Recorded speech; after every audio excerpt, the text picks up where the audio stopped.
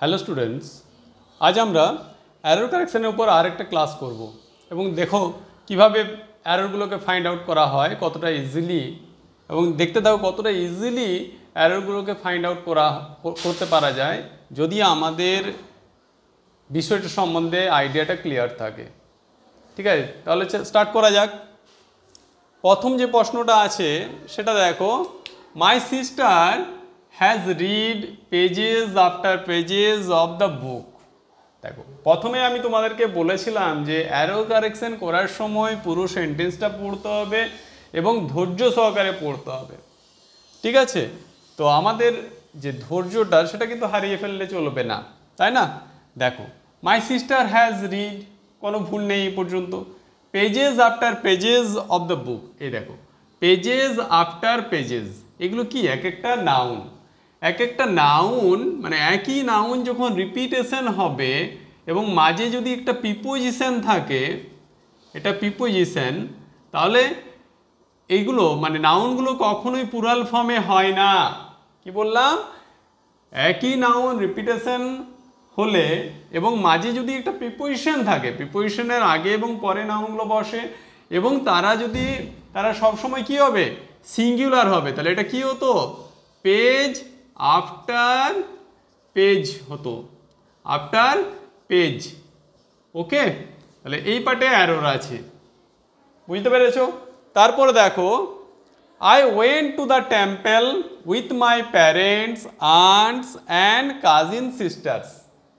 দেখো, I went to the temple with my parents, aunts, এর মধ্যে কোনো ভুল নেই, কিন্তু এখানে দেখো কাজিন সিস্টার এর প্লুরাল ফর্মটা ভুল আছে। এখানে কাজিন সিস্টার্স হয় না, এটা কি হবে? কাজিন সিস্টার্স, কাজিনস সিস্টার হবে। ওকে, তাহলে এই যে পার্টটা এখানে একটা হতো আর এই এসটা হতো না, তাই না? তাহলে এরর হচ্ছে এই পার্টে। এবার দেখো, এই যে এররগুলো, এইগুলো সম্বন্ধে তোমাদের ডিটেলসে আলোচনা করা আছে আমাদের নাউন অ্যান্ড নাম্বারের যে ক্লাসটা, সেখানে দেখবে ডিফারেন্ট রুলস বা ইউজেস আছে। সেই ক্লাসগুলো তোমরা যদি করে নাও তাহলে এগুলো কিন্তু খুবই ইজিলি করতে পারবে। পরের যে এক্সাম্পল সেটা দেখো, the manager put forward a number of criterions for the post, তাই না? তাহলে দেখো, এখানে মনে রাখবে এই যে এ নাম্বার অফ, তাহলে কিন্তু একটা প্লুরাল ফর্ম বসবে। এখানে দেখো এই যে ক্রাইটেরিয়ান, এটা কিন্তু সিঙ্গুলার ফর্ম। ঠিক আছে, এটা হচ্ছে সিঙ্গুলার ফর্ম, তাহলে এস যোগ হবে না এটা। তাহলে কি বললাম? ক্রাইটেরিয়ান একটা সিঙ্গুলার ফর্ম, এর প্লুরাল ফর্ম হচ্ছে ক্রাইটেরিয়া, ক্রাইটেরিয়া। ওকে, তাহলে এই ক্রাইটেরিয়াই হচ্ছে প্লুরাল ফর্ম। তাহলে আমাদের এখানে ক্রাইটেরিয়ান্সের পরিবর্তে ক্রাইটেরিয়া ইউজ করতে হবে। এ নাম্বার অফ বলা আছে, এই যে এ নাম্বার অফ ক্রাইটেরিয়া, ঠিক আছে, ফর দ্য পোস্ট। ঠিক আছে, এর পরেরটা দেখো, I like the poetries of Byron and Shelley. এখানে দেখো এই যে পোয়েট্রি, এটা পোয়েট্রিজ হয় না, পোয়েট্রি হচ্ছে আনকাউন্টেবল নাউন। ঠিক আছে, তাহলে এটা ইউজ হবে, পোয়েট্রি হবে প্লুরালও, যেহেতু এটা আনকাউন্টেবল নাউনের মধ্যে পড়ছে তাহলে প্লুরালও পোয়েট্রি ইউজ হবে। তা সেক্ষেত্রে হবে I like the poetry of Byron and Shelley. এই পার্টে এরর আছে। ওকে, দেখো question number 5, the beautiful surrounding of the place enchanted me. ঠিক আছে, এখানে দেখো একটু তোমাদের জেনে নিতে হবে, এই যে সারাউন্ডিং মানে হচ্ছে চারপাশ। ঠিক আছে, চারপাশ, কিন্তু যখন কোনো কিছুর চারপাশ হবে, যেমন দেখো এই যে এই স্থানটার চারপাশটা, তখন কিন্তু সারাউন্ডিং হবে না, তার পরিবর্তে হবে সারাউন্ডিংস। তোমাদের এই দুটো মনে রাখতে হবে, সারাউন্ডিং মানে চারপাশ, কিন্তু যখন কোনো কিছুর চারপাশ বোঝাবে তখন কিন্তু আমাদেরকে সারাউন্ডিংস ইউজ করতে হবে। ঠিক আছে, তাহলে এখানে সারাউন্ডিংস হতো, তাহলে এই পার্টটা এরর ছিল, তাই না? মনে রাখবে কিন্তু এটা সারাউন্ডিংস মিনস, হ্যাঁ, মানে অ্যারাউন্ড সামথিং বা সাম প্লেস হতে পারে বা others.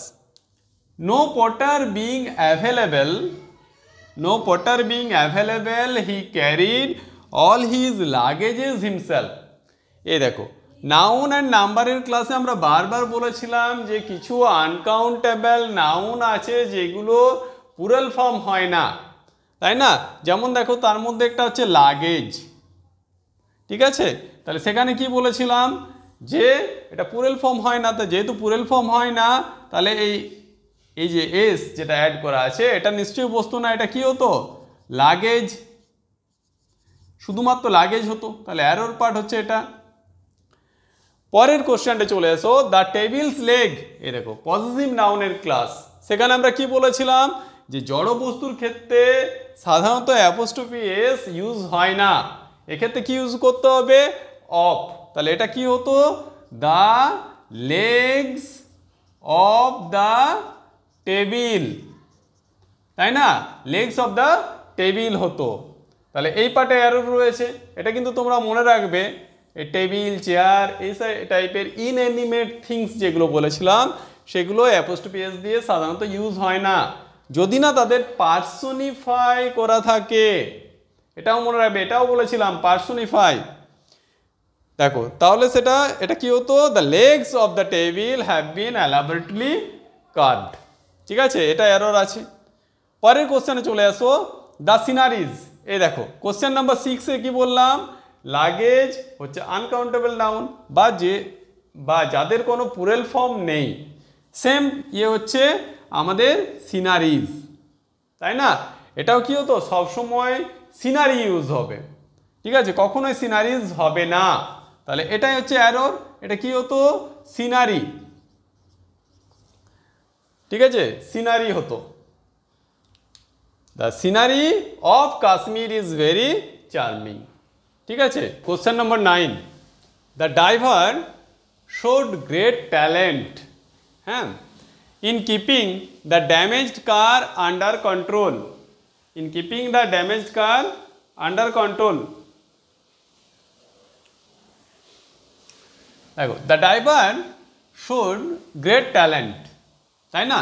In keeping the damage car under control. এখানে দেখো এই যে ট্যালেন্ট, এটা ভুল আছে, আমি বলে দিই আগে, তারপর তোমাদেরকে ডিটেলসে বলছি। ট্যালেন্ট মানে হচ্ছে natural ability, natural ability, ability to do something, do something, তাকে বলা হয় ট্যালেন্ট। কিন্তু এখানে দেখো the driver showed great talent in keeping the damage car under control, মানে ড্যামেজড কারটাকে কন্ট্রোলে আনছে, সেখানে কিন্তু ন্যাচারাল অ্যাবিলিটির থেকে কি দরকার? স্কিল দরকার। কি হবে এটা? Skill. Skill means special knowledge বলা যেতে পারে, বা এক্সপিরিয়েন্সের মাধ্যমে যেটা অ্যাকিউয়ার করা হয়। তাহলে এটা স্কিলকে অ্যাকিউয়ার করা হয় কিসের মাধ্যমে?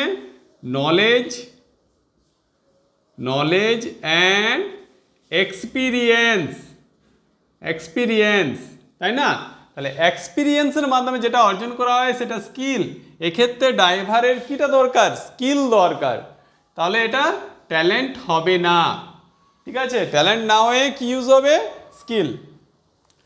তারপর দেখো alms are given to the poors. এই দেখো দ্য পুয়ার্স ইউজ করে দিয়েছে, দ্য পুয়ার। এই দেখো এটা কি হতো?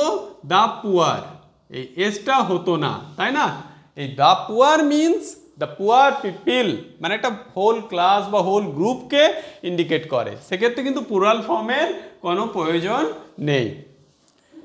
তারপরেরটা দেখো, lasers are indispensable tools for the delicate eyes surgery. এখানেও একটা এরর আছে যেটা খুবই ইম্পর্ট্যান্ট, যেটা আমাদেরকে মনে রাখতে হবে।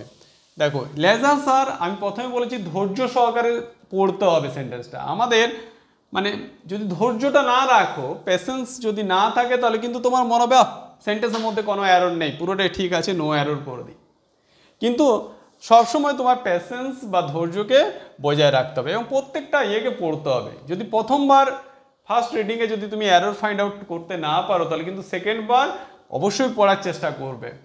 দেখো lasers are indispensable tools for the delicate, এর মধ্যে আমি কিন্তু কোনো এরর পাচ্ছি না। এবার দেখো আইজ সার্জারি, এখানে এই যে আই, এটা হলো একটা নাউন ফর্ম, তাহলে আই হচ্ছে একটা নাউন ফর্ম, কিন্তু যখন এই কোনো নাউন ফর্মকে অ্যাডজেক্টিভ হিসাবে ইউজ হবে, এখানে দেখো সার্জারি, ডেলিকেট, এটা এখানে আইজটা অ্যাডজেক্টিভ হিসাবে ইউজ হয়েছে, তাই না? তাহলে যখন আমি কি বলছি, রুলসটা কি, যখন কোনো নাউন অ্যাডজেক্টিভ হিসাবে ব্যবহার হবে তখন কিন্তু কখনোই প্লুরাল ফর্মে ইউজ হবে না। মানে এই যে আইজ, এটা হবে না, এটা কি হতো, আই হতো, আই সার্জারি। ঠিক আছে, মনে রাখবে। তাহলে রুলসটা কি বললাম, কোনো নাউন যখন অ্যাডজেক্টিভ হিসাবে ইউজ হবে তখন কিন্তু সিঙ্গুলার ফর্মে ব্যবহৃত হবে, কখনোই প্লুরাল ফর্মে ইউজ হবে না। ঠিক আছে, পরেরটা দেখো, এটা কিন্তু একটু বড় আছে কিন্তু পড়তে হবে, খুব ইজি ব্যাপারটা যদি ধৈর্য সহকারে পড়ো। If you have a way with words, a good sense of design and administration ability, হ্যাঁ, you may enjoy working in high pressure world of advertising. দেখো সেন্টেন্সটা বড় কিন্তু যখন পড়বে তোমরা, এই দেখো এখানে দেখো অ্যাবিলিটি মানে যোগ্যতা, তার আগে কি এটা কি দেওয়া আছে, অ্যাডমিনিস্ট্রেশন, এটা কি ফর্ম, নাউন ফর্ম, তাই না? কিন্তু নাউন ফর্ম এটা অ্যাডজেক্টিভ ফর্ম হিসাবে ইউজ হবে। তাহলে অ্যাডজেক্টিভ ফর্মে কি হবে, অ্যাডমিনিস্ট্রেশন হয় না, এটা হবে অ্যাডমিনিস্ট্রেটিভ। কি হবে, অ্যাডমিনিস্ট্রেটিভ, সরি ট্রেটিভ, এটি হবে অ্যাডমিনিস্ট্রেটিভ। কি হতো, অ্যাডমিনিস্ট্রেটিভ। তাহলে এই যে এই পার্টটা হচ্ছে অ্যারর। ওকে, সেন্টেন্সটা কিন্তু দেখো খুব বড় ছিল কিন্তু অ্যারর ফাইন্ড আউটটা খুব ইজি, যদি একটু মন দিয়ে আমাদের দেখতে হবে। Number 13, whenever he goes to Mumbai he stays in 5 stars hotels। ঠিক আছে, এবারে তোমাদের দেখতে হবে এটার মধ্যে কোনো অ্যারর আছে কিনা। এখানে দেখো তোমাদের যে জিনিসটা লক্ষ্য করতে হবে বা মনে রাখতে হবে সেটা হচ্ছে যখন কোনো হাইফেনেটেড নাউন থাকবে, এই দেখো হাইফেন দেওয়া আছে, জিনিসটা মনে রাখো, খুব ইজি কিন্তু ব্যাপারটা। হাইফেনেটেড যখন নাউন থাকবে, যেমন দেখো 5 স্টারস হাইফেন দেওয়া আছে, সেক্ষেত্রে কিন্তু কোনো প্লুরাল ফর্ম ইউজ হবে না। কি বললাম, কোনো প্লুরাল ফর্ম ইউজ হবে না। তাহলে এটা কি হতো, 5 স্টার। ঠিক আছে, 5 স্টার হোটেলস। ওকে, তারপর দেখো the company has ordered some new equipments। এই দেখো কোম্পানি হ্যাজ অর্ডার্ড, এটার মধ্যে কোনো ভুল নেই, সাম নিউ ইকুইপমেন্টস। এই দেখো ইকুইপমেন্ট হচ্ছে একটা আনকাউন্টেবল নাউন হিসাবে ইউজ হয়, যেমন দেখো লাগেজেস, ফার্নিচার, সিনারি, এগুলোর মতোই। তাহলে ইকুইপমেন্ট সবসময় ইকুইপমেন্টস হবে, ইকুইপমেন্ট হবে, তাই না? তাহলে অ্যারর হচ্ছে এই পার্টে। পরেরটা দেখো খুব interesting, a strong bridge blew his cap of.